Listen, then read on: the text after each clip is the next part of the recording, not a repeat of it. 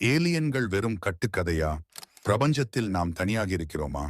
குறிப்பாக பிரபஞ்சத்தில் பூமியைப் போலவே நிச்சயம் வேறு கிரகங்களிலும் மனிதர்கள் உட்பட உயிரினங்களால் வாழ முடியுமா?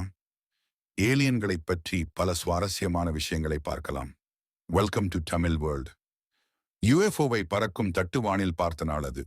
கனடாவில் உள்ள பிரிட்டிஷ் கொலம்பியாவில் ஆல்டர் க்ரோவ் என்ற டவுன். பொழுது சாயும் நேரம். இயந்திர வாழ்க்கையை முடித்துக்கொண்டு வீடு திரும்பிய மக்கள் இளைப்பாறத் தொடங்கியிருந்தனர். பகலும் ஓய்வு பெற்று வானம் கருமை பூசிக்கொண்டிருந்தது. ஆல்டர் க்ரோவ் டவுனுக்கு புதிதாக குடிவந்திருந்த கொரினா ஷாபிள்ஸ் இரவு உணவு முடித்து தன் குழந்தைகளை தூங்க வைத்திருந்தார். திருமணச் செய்தி சொல்ல வரும் காதலனுக்காக காத்திருந்தார். கணவர் இல்லாமல் குழந்தைகளை வளர்த்து வந்த கொரினாவுக்கு முக்கிய திருப்பத்தை கொடுக்க போகும் இரவாக அந்த இரவு இருந்ததில் வியப்பில்லை. ஆனால் அன்று நேர்ந்த திருப்பம் கொரினா விரும்பிய திருப்பமாக இருக்கவில்லை. வீட்டுக்கு பின்னால் காதலருடன் அமர்ந்து தேநீர் குடித்துக் கொண்டிருந்தார் கொரினா. தான் விரும்பியிருக்கும் செய்தியை காதலன் சொல்ல காத்திருந்தார். திடுமென ஒரு அதிர்வு. கொரினா தடுமாறினார். வயிற்றுக்குள் குலை நடுக்க உணர்வு. என்ன நடக்கிறதென தெரியவில்லை. மீண்டும் அதிர்வை உணர்ந்தார். காதலனும் கூட அதிர்வை உணர்ந்திருந்தார். மெல்ல அதிர்வு பரவி அதிகமானது. இருவருக்கும் அச்சம் தோற்றியது. பதறத் தொடங்கினர். அமர்ந்திருந்த நாற்காலிகளை விட்டு எழுந்தனர். என்ன ஃபீல் பண்ணீங்க? ஓ, என்னமோ ஆகுது. தன்னிச்சையாக மேலே இருவரும் பார்த்தபோது அவர்கள் கண்களுக்கு தெரிந்த காட்சி நம்ப முடியாததாக இருந்தது. ஒரு பெரும் நிழல் இருவரின் மேலும் படர்ந்தது. இரவு வானத்தின் நட்சத்திரங்களை மறைத்து ஒரு பெரும் தட்டு நகர்ந்து கொண்டிருந்தது. சில நிமிடங்களுக்கு தன்னை மறந்து நின்றார் கொரினா. வானம் மீண்டும் நட்சத்திரம் கொள்கிறது. தட்டு நகர்ந்து சென்று இருட்டுக்குள் மறைந்து விடுகிறது. வீட்டுக்குள் இருந்து வருகிறார் காதலர். கொரினாவை அப்பொழுதுதான் சந்திப்பதைப் போல பேசுகிறார். தேநீர் எடுத்து வருவதற்குள் கொரினா காணாமல் போய்விட்டதாக சொல்கிறார் காதலர். 2 நிமிடங்கள் தான் ஆகிறதென சொல்லும் கொரினாவிடம் நேரத்தை பார்க்கச் சொல்கிறார் காதலர். 45 நிமிடங்கள் கடந்திருக்கின்றன. கொரினாவுக்கு நேர்ந்தது என்ன? 45 நிமிடங்கள் அவர் எங்கே சென்றிருந்தார்? வானத்தில் அவர் பார்த்த பொருள் என்ன? எல்லா கேள்விகளும் மனிதகுலம் அதிகமாக விவாதித்து வந்த ஒரு விஷயத்தை நோக்கியே திரும்பின. ஏலியன்கள் என்றழைக்கப்படும் அந்நிய கிரக ஜீவராசிகள்.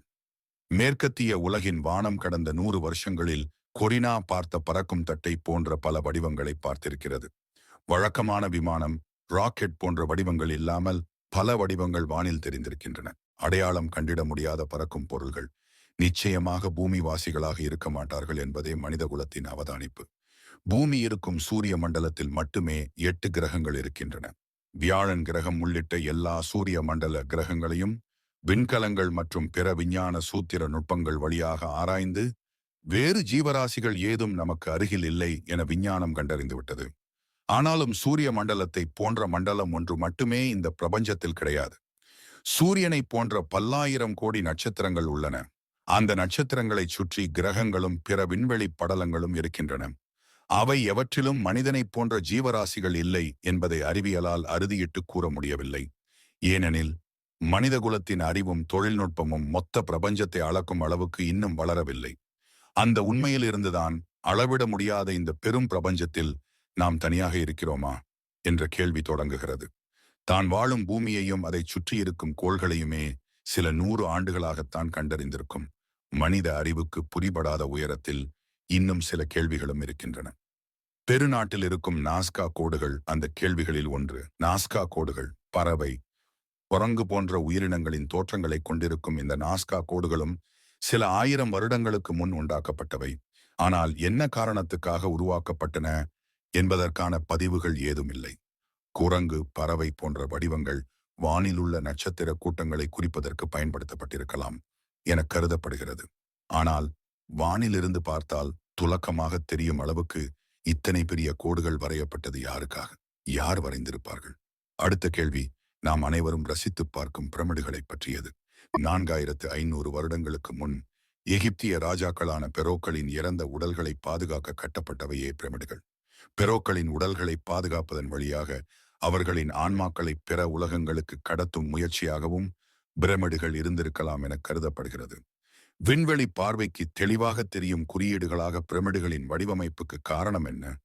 இத்தனை பெரிய கற்களையும் சரியான கோணங்களில் அடுக்கி அவற்றுக்குள் அறைகளையும் அமைக்கும் அளவுக்கான விஞ்ஞானமும் தொழில்நுட்பமும் 4500 வருடங்களுக்கு முந்தைய நாகரிகத்துக்கு எப்படி சாத்தியப்பட்டிருக்கும்? அறிவிலும் தொழில்நுட்பத்திலும் மனிதகுலம் உச்சம் தொட்டிருக்கும் இந்த காலகட்டத்தில் கூட சாத்தியப்படாத கட்டமைப்புகளும் விஞ்ஞானமும் பல்லாயிரம் வருடங்களுக்கு முன் சாத்தியப்பட்டிருப்பதற்கு காரணம் ஒன்றே ஒன்றாக இருக்க முடியும் என கருதப்படுகிறது. இவை யாவும் மனித அறிவிலிருந்து உதித்த விஞ்ஞானமோ கட்டமைப்போ இல்லை என்பதே அந்த காரணம். ஆப்பிரிக்காவிலிருந்து வெளியேறி ஆற்றங்கரைகளில் தங்கி நாகரிகத்தின் ஆரம்ப காலங்களை மனிதன் அடைந்த போது அவனுக்கான அறிவியல் ரீதியான உதவிகள் பூமியிலிருந்து கிடைத்திருக்காது என நம்பப்படுகிறது. பூமியைப் போல் உயிர் வாழும் சூழல் கொண்ட இந்த பிரபஞ்சத்தின் ஏதோ ஒரு மூலையில் இருக்கும் ஒரு கோளிலிருந்து வந்த ஜீவராசிகள் உதவி இருக்கலாம். மனிதகுலம் தோன்றுவதற்கு முன்னமே பூமிக்கு அந்நிய ஜீவராசிகள் வந்து செல்லும் வழக்கம் இருந்திருக்கலாம். பூமியில் உருவான உயிர் மனித பரிணாமம் அடைந்து நாகரிகம் எட்ட அவர்கள் உதவி இருக்கலாம். பிரேக் த்ரூ லிஸ்டன் என்ற திட்டத்தை பெரும் பொருட்செலவில் தன் இறப்புக்கு முன் அறிவித்திருந்தார். இவை எல்லாவற்றையும் தாண்டி அமெரிக்க அரசு ரகசியமாக ஏரியா 51 என்னும் இராணுவ தளத்தில் ஆய்வு செய்வதாகவும் ஒரு பேச்சு உண்டு. பலர் ஏலியன்களால் கடத்தப்பட்டு திரும்ப வந்ததாகவும் புகாரளித்திருக்கின்றனர். பலர் ஏலியன்களுடன் செல்வதாகவும் சொல்லிச் சென்று மறைந்திருக்கின்றனர். மனிதனின் முதல் முக்கிய தொழில்நுட்பமான நெருப்பை பயன்படுத்தும் வழிகளை அவன் அடைந்தது 16 லட்சம் வருடங்களுக்கு முன்புதான்.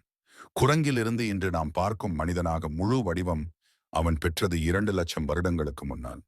கல் ஆயுதங்களை 1 லட்சம் வருடங்களுக்கு முன்புதான் பயன்படுத்த தொடங்குகிறான். விவசாயத்தையே மனிதன் கற்றறிந்தது சுமார் 6000 வருடங்களுக்கு முன்புதான். ஐரோப்பியர்கள் தங்கள் நாடுகளை விடுத்து பூமியின் பிற பிரதேசங்களை நோக்கி நகரத் தொடங்கியது 15ஆம் நூற்றாண்டில். 18ஆம் நூற்றாண்டில்தான் ஐரோப்பாவில் தொழில் புரட்சிக்கான ஆரம்ப விதை போடப்பட்டது. ஐரோப்பியர்களின் தொழில்நுட்பம் மிகவும் சமீபமானது. அவர்களுக்கு முன்னமே சிந்து சமவெளி போன்ற ஆற்றங்கரைகளில் பிற மனித கூட்டங்கள் நகரத்தையே கட்டக்கூடிய அளவுக்கான தொழில்நுட்பத்தை எட்டியிருந்தன. பல்லாயிரம் அடிமை மக்களின் இரத்தங்களை உறிஞ்சி மிக பெரும் கோட்டைகளையும் கட்டடங்களையும் பேரரசுகள் கட்டி எழுப்பியிருந்தன. அறிவில் உயர்ந்தவர்களாக தங்களை கருதி கொள்ளும் ஐரோப்பியர்களுக்கு பிற இனங்களின் விஞ்ஞானமும் தொழில்நுட்பமும் புரியவில்லை. அவர்களுக்கு அத்தகைய அறிவு இருந்தது என்பதை ஏற்றுக்கொள்ளவும் முடியவில்லை. விளைவு பிரமிடுகளை ஏலியன்கள் கட்டியதாக நம்பத் தொடங்கினார்கள். பறக்கும் தட்டு, ஏலியன் பற்றிய கதைகள் யாவும் கற்பனைகள், கட்டுக்கதைகள் என நமக்கு புரியும் நேரத்தில் எஞ்சி நிற்கும் கேள்வி ஒன்றே ஒன்றுதான். இத்தனை பெரிய பிரபஞ்சத்தில் நாம் தனியாகத்தான் இருக்கிறோமா? உண்மையில் பூமிக்கு அந்நியமான ஜீவராசி மனிதன்தான். உயிரை உருவாக்கிய இயற்கையிடமிருந்து ஒவ்வொரு நாளும் தன்னை அந்நியப்படுத்திக் கொண்டே இருக்கிறான். தன் பேராசைக்காக இயற்கையை அழித்து பூமியின் உயிர் வாழ்க்கை சூழலை இல்லாமல் ஆக்கிக் கொண்டிருக்கிறான். மேலும் மேலும் தனிமையாவதில் பயமும் குழப்பமும் கொண்டு ஏதோ ஒரு நம்பிக்கை கரம் வானில் தோன்றி தன்னை காப்பாற்றி விடாதா என ஏங்குகிறான். பிற உயிர்களை அழித்து பூமியையும் அழித்து அடுத்துதான் வாழ செவ்வாய் கிரகத்தில் காலனிகள் கட்டத் தொடங்கியிருக்கிறான். ஒருவேளை மனிதனை தொடர்பு கொள்ளும் வேற்றுக்கிரக ஜீவராசி என ஒன்று இருந்தால் அது மனிதனாகத்தான் இருக்கும். அவன் பூமியில் இல்லாத வேறு கிரகத்திலிருந்து தொடர்பு கொள்வான். நம் எதிர்காலத்திலிருந்து நமக்கு செய்தி அனுப்புவான். அந்த செய்தியை கேட்கும் வரையாவது நாம் அழியாமல் நம்மை காப்பாற்றிக் கொள்வோமா என்பதுதான் கேள்வி.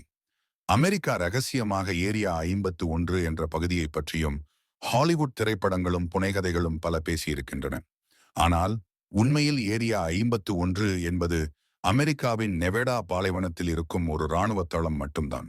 சோவியத் யூனியன் மற்றும் அமெரிக்காவுக்கு இடையேயான பனிப்போர் உச்சத்தில் இருந்த காலத்தில் அரசியல் போட்டியை தாண்டி இரு நாடுகளின் போட்டியும் ஆயுதம், அறிவியல், தொழில்நுட்பம் என வெவ்வேறு களங்களுக்கு சென்றன. சோவியத் யூனியன் மீது தாக்குதல் நடத்த வேண்டிய சூழல் வந்தால் சோவியத்துக்கு நிகரான ஆயுத மற்றும் போர் தொழில்நுட்பங்களில் தயாராக இருக்க வேண்டிய நிர்பந்தம் அமெரிக்காவுக்கு இருந்தது.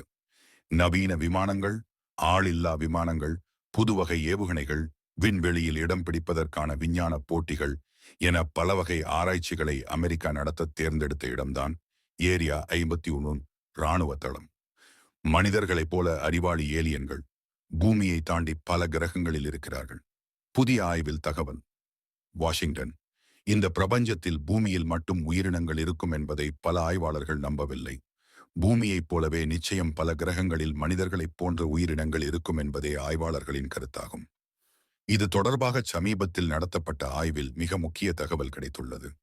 இந்த பிரபஞ்சத்தில் நாம் கணக்கிடவே முடியாத அளவுக்கு கிரகங்களும் சிறுகோள்களும் உள்ளன. அதில் பல மர்மங்களும் விடையளிக்கவே முடியாத கேள்விகளும் உள்ளன. மனிதர்கள் வாழ முடியுமா? குறிப்பாக பிரபஞ்சத்தில் பூமியைப் போலவே நிச்சயம் வேறு கிரகங்களிலும் மனிதர்கள் உட்பட உயிரினங்களால் வாழ முடியுமா?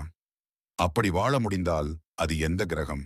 அதில் இப்போது ஏலியன்கள் உள்ளதா என ஏகப்பட்ட கேள்விகள் இருக்கிறது. அதற்கான பதிலை கண்டறியும் முயற்சியில் ஆய்வாளர்கள் இறங்கியுள்ளனர். அப்படி நடந்த ஆய்வில் முக்கியமான விஷயத்தை கண்டுபிடித்துள்ளனர். அதாவது, வேறு கிரகங்களில் மனிதர்களைப் போன்ற உயிரினங்கள் வாழ்வது என்பது அரிதானது இல்லை.